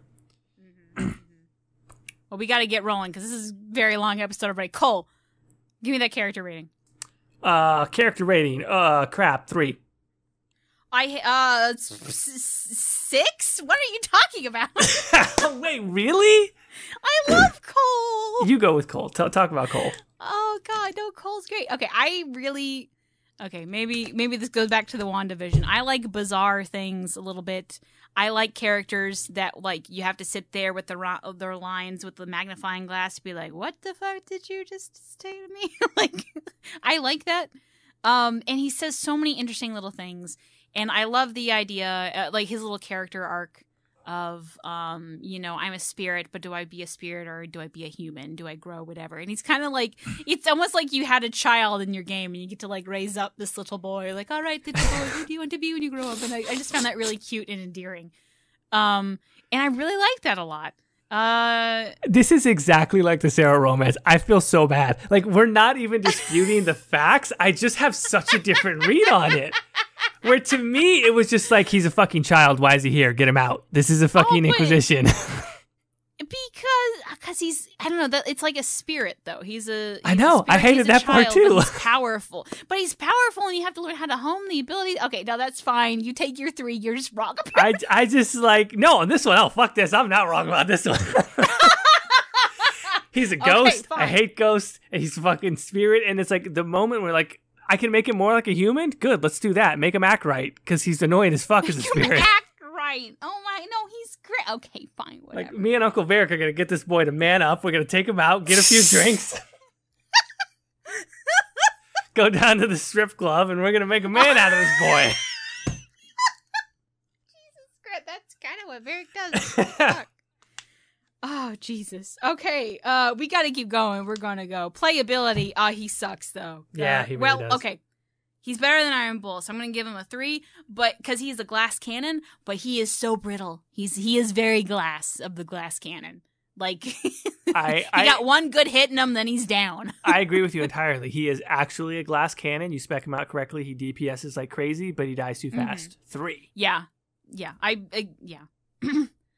Execution. I think it's great. I think the voice actor did a great job conveying that like spooky, stressed out sometimesness of what Cole is. I like the way he's written because for me it works really well as like a puzzle, and like it can mean various things. And he says, like, I like when you go around and he'll say like little lines about the history of the place. I really love that, so I'm going to give him a 6 on execution. I like it a lot. Oh boy, we're very far apart on this again. Poor Cole. I tried. This is Zephyrin all over again. Again, it's like totally a subject. I'm not saying like you're wrong or I'm right or wrong. Like, it's just totally a perspective thing. Everything you just said, I just didn't like it. That voice, that spooky sort of like, this is such and such, and I'm like, I hated it. I thought it sounded weird, and I'm gonna give him a 3. I would have given him a 2, except for the fact that like what you said about how, when he talks about the history of places, that is actually probably the part that I liked the most, because I felt like that added that actually made him feel, because there's this thing where it's like, is he a teenager or is he sort of ancient? And like that was the part where that actually felt most grounded. But like the whole get up of him, like, why shouldn't I kill them? Like, why is that bad? I'm like, really? Like, I have to explain this? Like, spirits don't understand that stabbing hurts. Like, yeah, I didn't care for it as much. Okay, well, you're entitled to your wrong opinion. We'll talk about Dorian next. Why don't you start off with Dorian? Dorian's cool as fuck, man. Like, Dorian is actually cool. He's one of those ones where, like, as soon as he comes in and to talk about, like, that first moment of, do you know whether or not you like him or not? Mm-hmm. I knew he was cool as fuck, even if I didn't know if I liked him. I'm like, this dude is cool, but he might be too cool for school with this fucking outfit and like his hair and the fucking the mustache, the hipster mustache, and like, I'm like, all right, bro, like you do you, but like I might hate you. And then just talking to him in the library and how like Dorian is cool as fuck, but you know what, like he's not too cool for school. Like, he's cool, but he's also smart and kind of practical, and he is vulnerable, and he's not ashamed to be vulnerable in certain instances. I think Dorian is like one of the coolest fucking people that you would ever want to hang out with from the Inquisition, and maybe kind of across the board. His family history, his view on Tevinter, like hearing him talk about his family and Tevinter overall is brilliant. Hearing him talk about magic, he is one of the most unique individuals to me throughout the entire Dragon Age franchise. Like, he disagrees with you like a classy gentleman, but also he does not mince words. Yeah. I think Dorian is like a stand-up amongst characters. I actually give him a 7. Do I disagree? No. 7. All right. Yeah. No. Yeah. I agree with you. Yeah. He is probably the. I don't mean this in like the hip sense, but like the freshest character, because like we haven't had this concept before. Agreed. Like he is like I think he even says this, like, you know, I'm the villain, the Chantry Spooky, you know, everyone thinks I'm the villain, but he's actually like super chill, and they're like, okay, yeah, what you're saying makes sense. Yeah, when you talk about how cool Tevinter is and how you have, like, you know, running toilets and shit, yeah, this is... Ferelden kind of sucks. Fuck, why am I here? Oh, right, slavery. But... yeah, well, it is that. He's just like, oh, slavery. The what? Look, Dorian's one of those characters where, like, he legitimately can say some stuff, like that slavery conversation, where, like, again, I insist that if you want to talk critically about that conversation, that you don't make it a real-world analog, because it's clearly not. It's talking about that concept in a completely fictional fantasy world. But still, even in the completely fictional fantasy world, I reject his thesis or his premise. But goddamn, if it's not fun to shoot that conversation back and forth with him, because he's smart and determined, but not an asshole. And it's fun to talk with people like that. It is, yeah. I also, one thing that really drives me nuts about the fandom is that because he does kind of put his position, and like his position in the game is very like, he's a good friend of yours. Like, he is one of the few people to like really be friends with you, I think, in your cast of characters. And unfortunately, a large part of the fandom has just made him sassy gay best friend, and he is so much more than that. Oh, completely, yeah. He is very bright. He's a fucking dork. He's a nerd. He's very smart. Like, he can be sassy, but that's not really his character. He just doesn't mince words, like you're saying, and that can come off as like the ooh girl, but it's really not. And also, I'd just like to point out, straight men can be friends with gay men, and we're bros just like all other bros. Thank you. Now, what do you think about the romance? I think it's a 7. All right. I don't think. I mean, can we honestly, like, I can't think of anything that's a detraction from it. And honestly, it has such a powerful punch in a lot of ways because of his backstory and his family history and the storyline with his father. And again, he's also just kind of cool as fuck. Dorian is low-key one of the most charming characters ever. Yeah, and I do like something that you talked about in the other romances, specifically Blackwall and Sarah Ironbull and Sarah that you didn't like, was that there's this air of like you don't really get past that superficiality, where you do with Dorian. Like, you very much, like, he is very open to the fact of, like, you know, he's very charming, but then he gets, like, really emotionally vulnerable with you, that the other two don't, which I do like. So, yeah, I would agree with you with the 7. I liked Sarah's romance more because I think I related to it more, but I do think Dorian is the better romance, if that makes sense, which is why he's getting the better score. Okay. So, playability. Playability is not quite as high. I do think he runs into a little bit of, like, his specialization to me can be very, very powerful. I don't think it's super intuitive. Like, some of those abilities, like, even having played the game multiple times, I'll play them and go, does this one do the same thing as that one? Or, like, what am I doing when I know it's supposed to be a debuff role, and I like that stuff. I like doing debuff and controller builds with mages, but, like, it felt a little unintuitive, and so therefore he kind of lacked punch. He's decent if you spec him out to do DPS. I'll give him a 4. All right.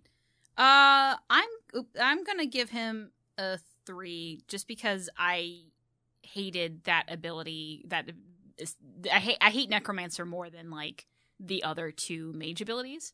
It just didn't work for me. I felt like, especially in my first playthrough, I'm like, what am I doing? And then Trespasser came out and added whole new abilities, and this added a whole nother level of what am I doing? I kind of got it now, but even then, I feel like I would rather do other things with the mage than Necromancer abilities. I've never been a big fan of debuffs. I can't be asked to think that much on the fly. Think that far ahead. Yeah, I just can't be asked. Overall execution. I think his voice actor is amazing. Does a great job. There's so many lines that I think only land because of the voice actor. I think you might be right. Yeah.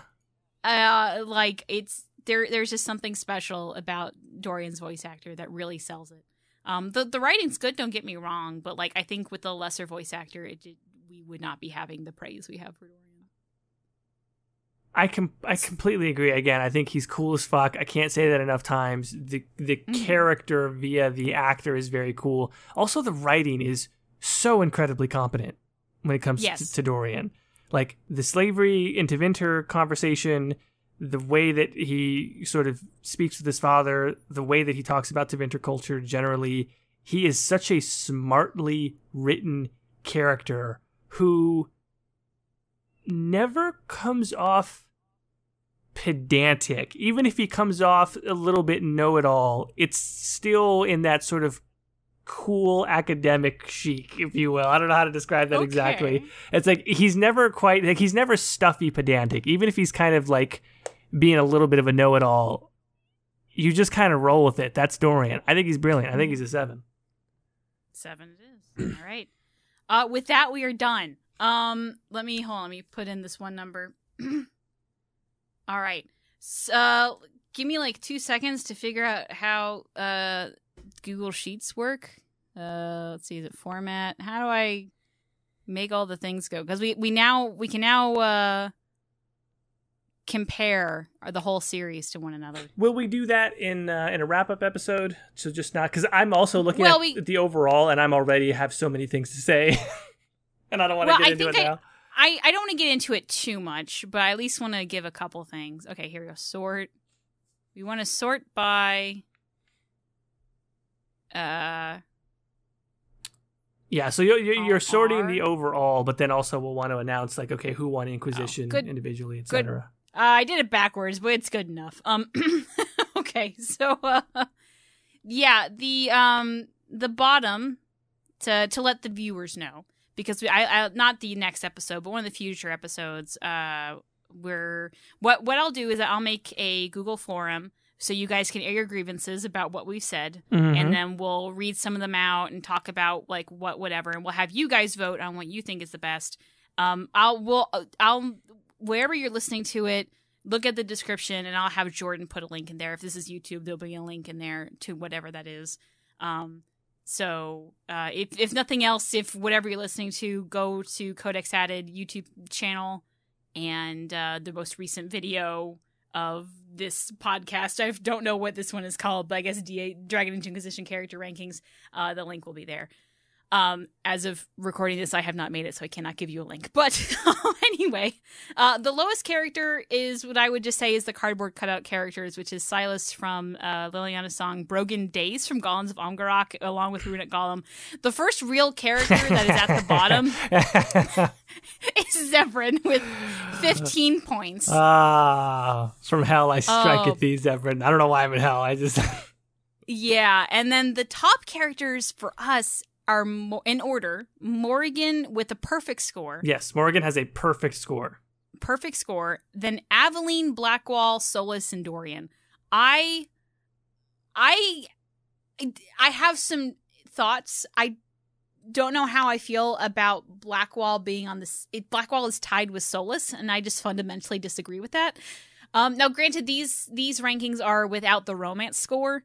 We'll reveal, I mean, you can go back and calculate yourself, but we'll talk about like the romance rankings in the episode where we kind of go over it as a whole. Yeah, with the romance, Solus does win over Blackwall. Yes. He does, but without it, I don't know how I feel about them tying. I don't agree with that. I stand for Blackwall very hard, but ultimately, like if you look at our two scores, like we both ranked Blackwall very high. What really puts him, what really catches him up to Solas is the fact that we both gave him a 7 on gameplay, and I don't think you can deny that. It's true, yeah. And Solas, we kind of went, so yeah, that makes sense.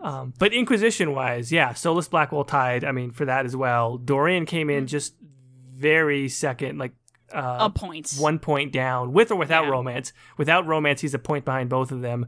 With romance, he's higher than Blackwall and 1 point shy of Solas, which kind of surprised me. Not to say Dorian's not great, but I was like, oh yeah, Dorian did come in that high.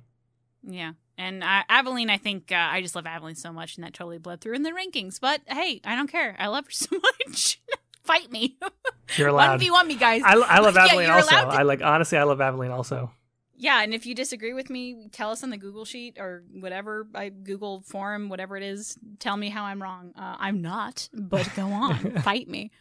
I do feel bad, though. As much as I love her and she is the best, like, seeing her along with the other lineup, I'm like, there's going to be people that definitely disagree with us. It's going to be fun. Like, I really want people to be able to make their own rankings and for us to like average it out and compare it. So we have like a community score, a community ranking versus ours. But also, I think we said that we would review this whole list, and that if either of us wanted to amend our score in light of how things turned out in the end, that we would have the right to change our score. Yes, so we might. I think both of us will probably do a couple of those, and then we'll have like the new ranking. But this is our preliminary ranking. Are we the Mass Effect? Is that going to be? We haven't even tallied up the rankings on that one.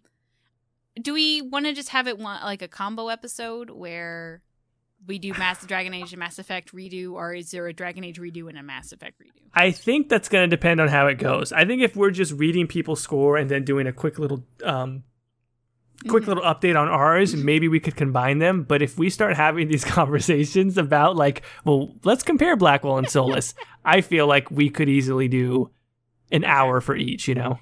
I will say I think we have the same Google form. That way we can make that judgment call. So if you only want to do Dragon Age, if you only want to do Mass Effect, I'll make it so like you can only do one or the other. But that's if you want to do any of them, go to that form. Yeah, ditto. So yeah. With that, we've been here for 2 hours. My poor husband has been juggling a 6-month-old for 2 hours, and let me tell you, that is rough. So I gotta go help him out. Katie, where can the folks find you? I wanted to real quick do a shout out. Sort of a shout out. I'm trying to do a video on the Dragon Age theme park ride in the hub zone of Dubai. In Dubai, it is now closed. Sorry, the hub zero. It's not the hub zone, but it's whatever. It doesn't really matter. It's closed now. I am looking for not really so much as information. I've been trying to find someone who rode this ride for so long. I've only found one person from the Dragon Age community, and then 2 people from our Dubai on Reddit. And neither of them really remember it very well. So if you have pictures, there's going to be a lot of people that want to be helpful in like Google pictures and stuff. Let me tell you, I have spent hours Googling this. Whatever you find, I have found. Unless it's, I think I have seen everything on this ride. So unless you find like the whole movie online or something, I have found it. But if you have ridden the ride, if you took pictures there, if you have anything, I'm specifically looking for information on like the in-ride movie and the movie that played beforehand. If you have any information on that, please let me know. I've asked so many people. I've asked different forums. I even emailed the companies when I got no response, shockingly. I have so frustrating little information on this, and it's closed now. It's just kind of forgotten about. Oh, what a fantastic mystery. Yeah, and I think that's why honestly, it's probably really boring, but nobody remembers it, and that's what I find fascinating about it. Brilliant. So if you have anything about it, please email me or message me, gilderton@gmail.com, Gilderton on Twitter. This is also going to be my sign-off. Gilderton on YouTube. I don't care where you contact me, just please. I need some information on this. And that's my call-out. Where can they find you, George? I am not trying to make documentaries about defunct amusement park rides. But people can find me at The Exalted March on YouTube, Twitter, and Instagram. All right, and with that, guys, you're a sure. Once you go black wall, you never go back wall.